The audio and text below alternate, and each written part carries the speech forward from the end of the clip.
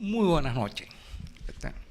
Un arduo compromiso resumir algo así como 3 siglos o más en 20 minutos, pero bueno, se tratará. Ahí tengo aquí una ponencia que escribí llena de reales células, cedularios reales, disposiciones, etcétera, etcétera. Vamos a intentar resumir un poco eso, pues, coloquialmente. ¿Cómo se implanta o se intenta implantar España en el Nuevo Mundo, en América y especialmente en lo que ahora es Venezuela? Fíjense, es una obra que suscita el asombro.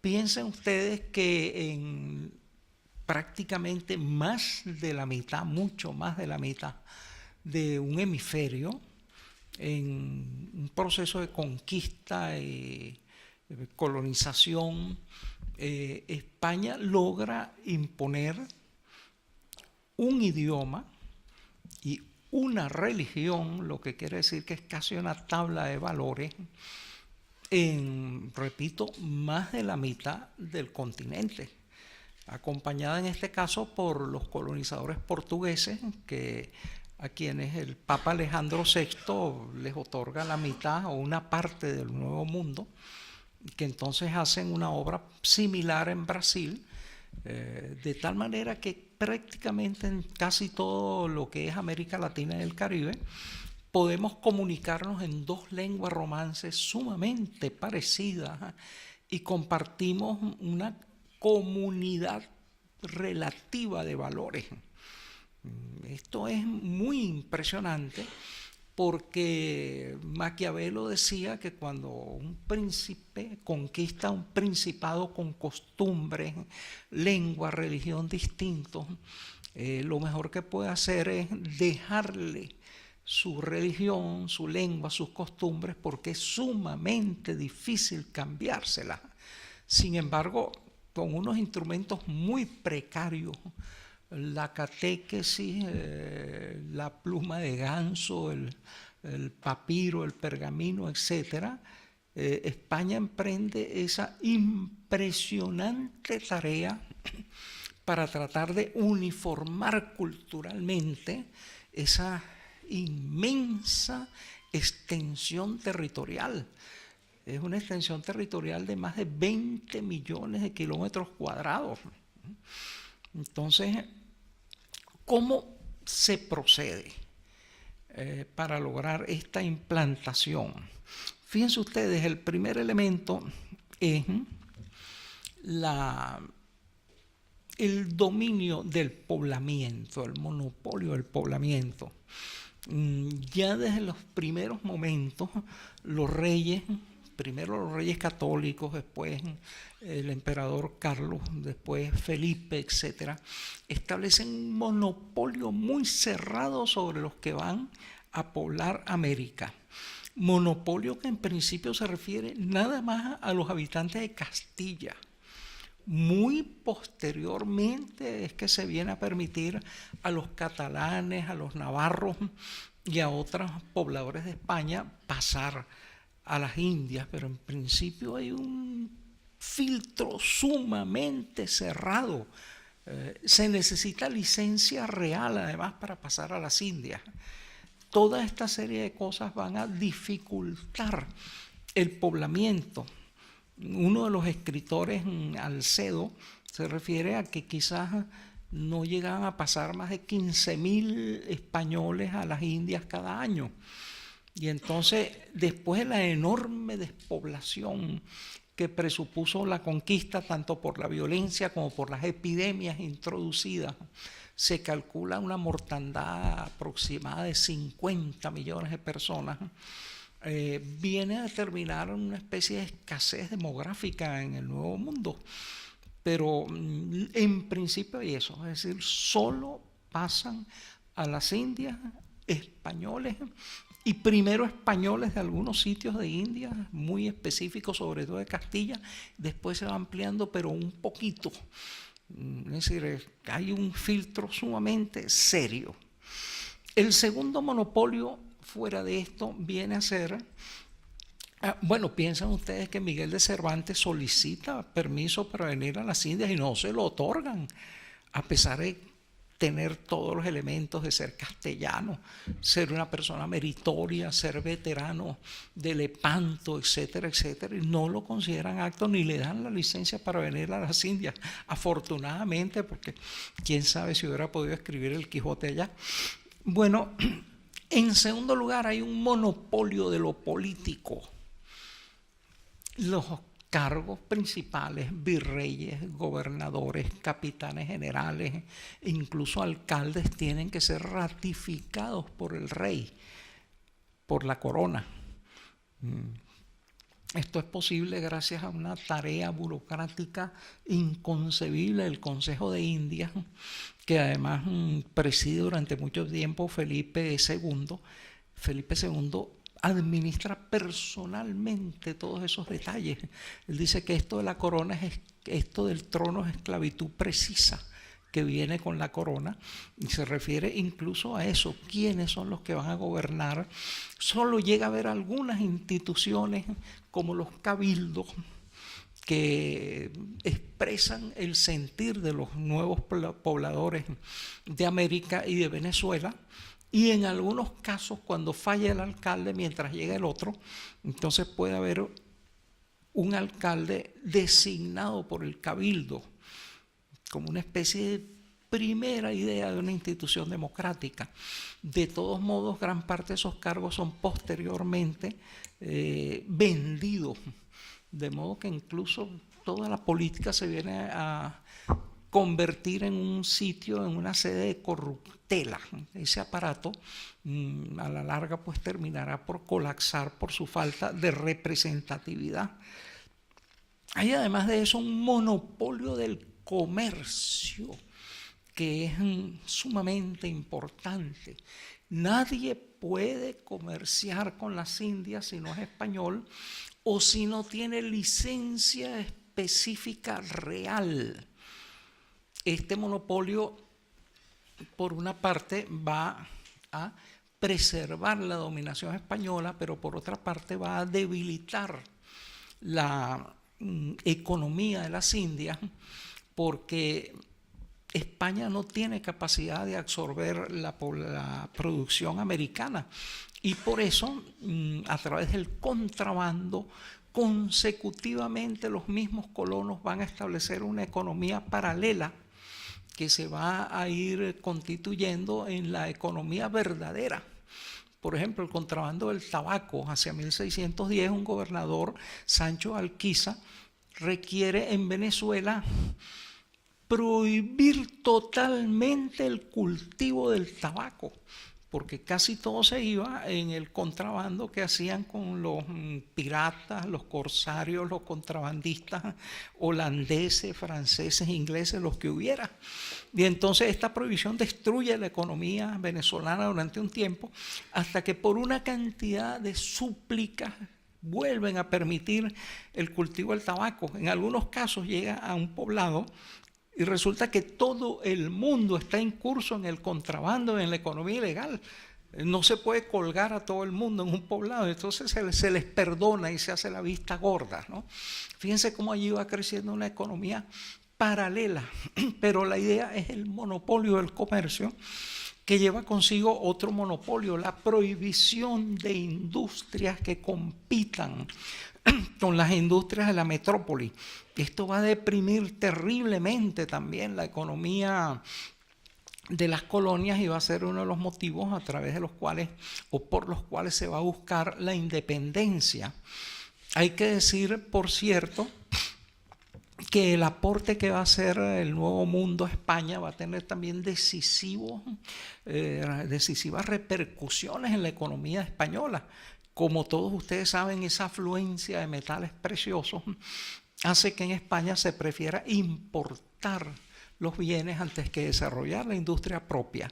Ferdinand Braudel cita una frase que era muy típica de la época. Se decía que España era las Indias de Europa, porque allí aquí llegaban el oro, llegaba la plata, llegaba todo lo demás, y entonces franceses, flamencos, ingleses, etcétera, hacían su agosto vendiéndole a España, y así el dinero del Nuevo Mundo pasaba a los otros países, y según Marx fue una de las causas de la acumulación primitiva del capital, del cual arrancó ese fenómeno tan conocido bajo el cual vivimos llamado capitalismo, ¿no? Vean ustedes las repercusiones de los elementos históricos. El monopolio del poblamiento tenía también que ver con el monopolio de la sangre. No se permitía entrar a ni moro, ni judío, ni hijo o nieto de personas recientemente convertidas o que hubieran sido castigadas por el Santo Oficio, por la Inquisición, etcétera. De modo que teóricamente había una especie de monopolio de la sangre que era en realidad el mismo monopolio de la fe. El problema allí era que no hubiera divergencia. Fíjense ustedes que en una Europa que ya para la época era sacudida por la reforma protestante y demás, había como una obsesión por conservar el monopolio de la unidad religiosa y de la fe en el Nuevo Mundo, cosa que se va a lograr hasta cierto punto. Prácticamente las divergencias religiosas de Europa no pasan al Nuevo Mundo. En el Nuevo Mundo, como vamos a ver después, se persigue fundamentalmente a los viejos cultos indígenas originarios o a las formas mezcladas de ese culto sincretizadas con los cultos novedosos. Junto con este conjunto de monopolios viene el monopolio del trabajo forzado. ¿Cómo se va a hacer que esa maquinaria del Nuevo Mundo de casi más de medio hemisferio produzca? Bueno, a través del trabajo forzado de los pobladores. Se establecen figuras como el repartimiento, las encomiendas, a través de las cuales a los indígenas se le impone una contribución obligatoria en trabajo forzado y no remunerado. A veces hay una remuneración, pero es enteramente simbólica.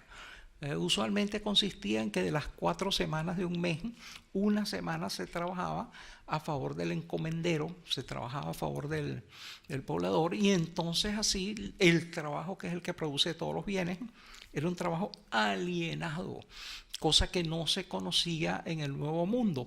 Y aquí es interesante entonces hacer una pequeña digresión sobre el caso de Venezuela. El caso de Venezuela, gran parte de los antiguos imperios que se de la conquista avanza sobre grandes imperios muy estratificados, en los cuales los conquistadores usualmente se apoderaban de la cabeza del gobierno, imponían entonces autoritariamente su modo de ser y sus voluntades sobre sociedades muy estratificadas y disciplinadas. En Venezuela no va a suceder esto. En América Latina ustedes verán que hay una diferencia entre las sociedades de los Andes y de los altiplanos, que son usualmente estratificadas y jerarquizadas, y las sociedades de la vertiente atlántica y caribeña, que son por lo regular sociedades igualitarias en las cuales no hay todavía estratificación social, o cuando la hay es apenas incipiente. En el caso de Venezuela hay 4 grandes grupos étnicos fundamentales. Por un lado, los caribes. Los caribes no tenían estratificación social y ni siquiera tenían jefes. Para una expedición o para una guerra se designaba por elección un dirigente, cargo que implicaba deberes pero no privilegios. Los aruac o arawak también eran sociedades no estratificadas. En uno que otro grupo había una muy incipiente estratificación social.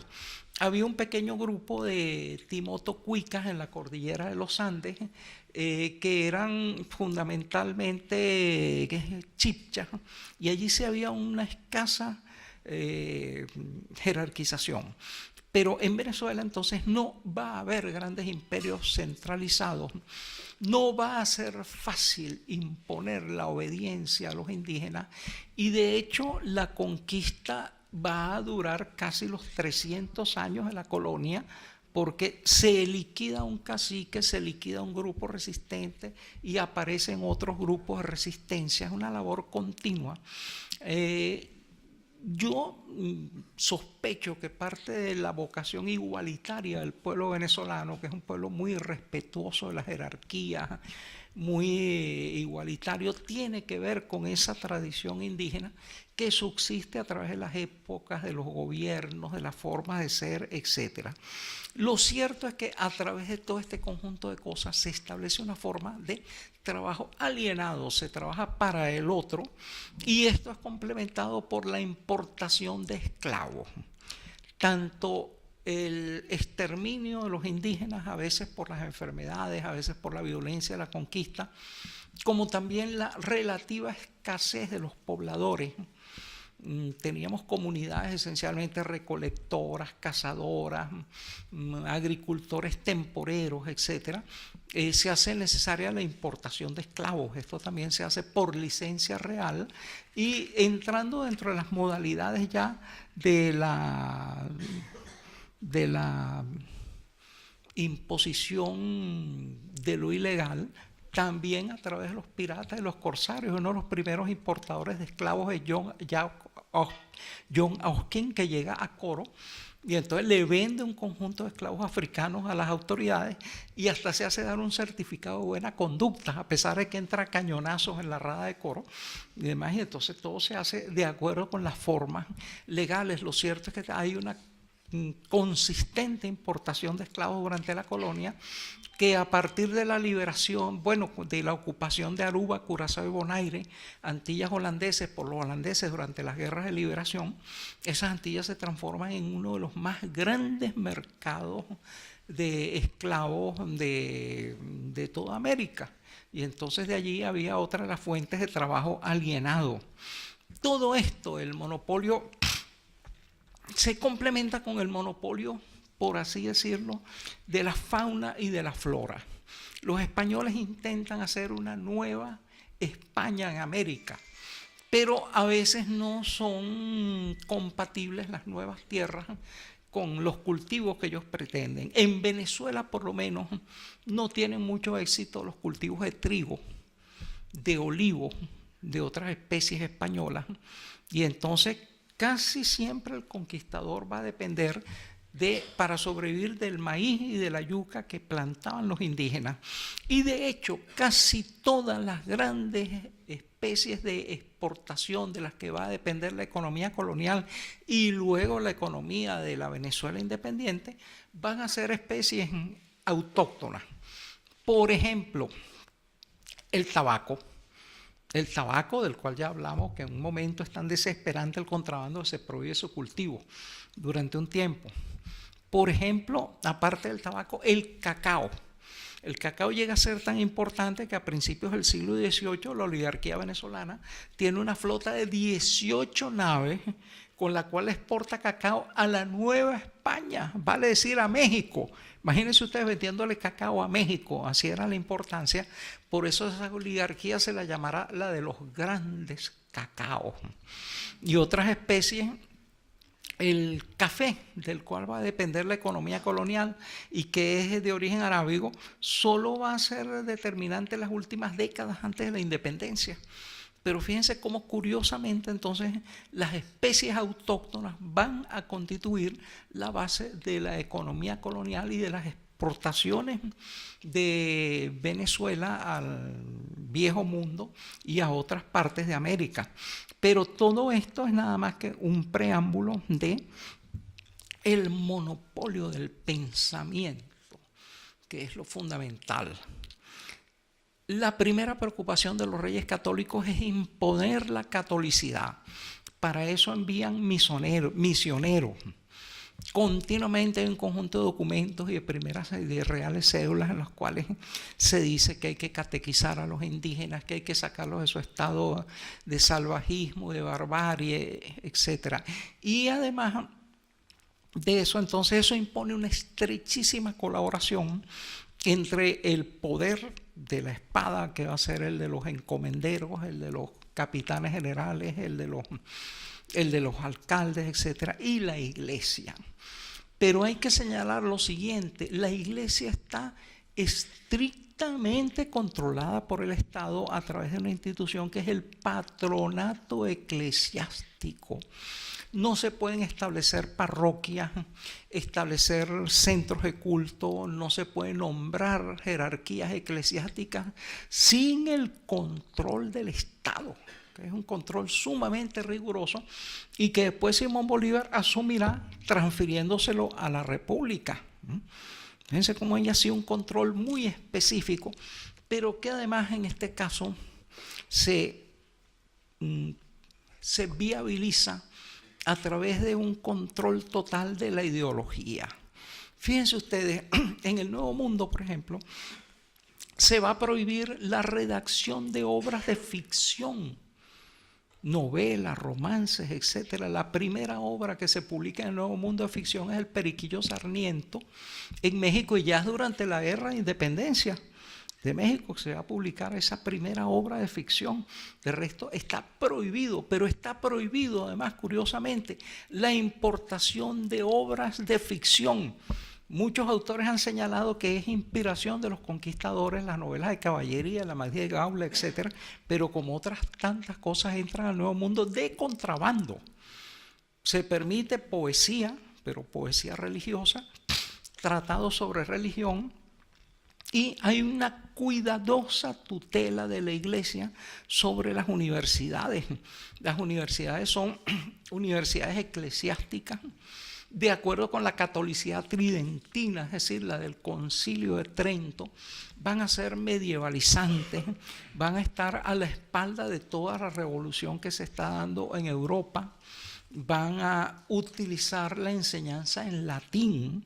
Imagínense ustedes el trivium, el quadrivium, toda esa serie de formas arcaicas. En su última visita a Caracas en 1826 se encierra Bolívar con uno de los académicos para hacer una reforma del reglamento de las universidades. Las universidades son solo abiertas a gente de linaje limpio, es decir, las castas superiores de la sociedad. Y la imprenta solo se va a ir introduciendo muy tardíamente en América, y en Venezuela apenas unas décadas antes de la independencia.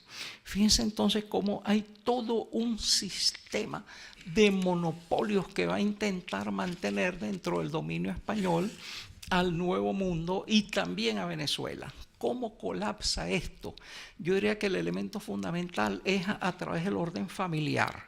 Fíjense ustedes, en Venezuela, para la época de la independencia, hay únicamente unos 12.000 blancos peninsulares. Estamos hablando de una población de 898.043 personas. Los blancos peninsulares son nacidos en España, son los que tienen todos los privilegios. Hay unos 172.000 blancos criollos en esa población de casi 1 millón de habitantes. Hay unos 407.000 pardos. Fíjense, casi la mitad de pardos, y el resto entre esclavos y entre indígenas. Ustedes ven que hay una abrumadora mayoría de gente que están fuera del sistema. Es lo que en la canónica de la época se llama las castas viles. No tienen derechos políticos, están discriminados para los cargos públicos, etc. Entonces, esta maquinaria precisa de exclusión que se hace a través de los restantes monopolios va a determinar una contradicción total. El número de privilegiados, el número de personas que tienen derechos es ínfimo. Los blancos peninsulares son solo el 1.3 de la población de la época, y los blancos criollos el 20.3 de la población. Cuando revienta la guerra de independencia, sobre todo a instancias de los blancos criollos, en principio las llamadas castas viles van a estar a favor de la corona. Hay un extraordinario dirigente llamado José Tomás Boves, a quien llaman el caudillo del rey en tierra firme, que arrasa con las fuerzas independentistas. Pero muerto Boves, las castas viles se ponen de parte de la República, o son llamadas a formar parte con la República. Simón Bolívar ya desde el año 14 declara la libertad de los esclavos y empieza por los esclavos propiedad de su misma familia.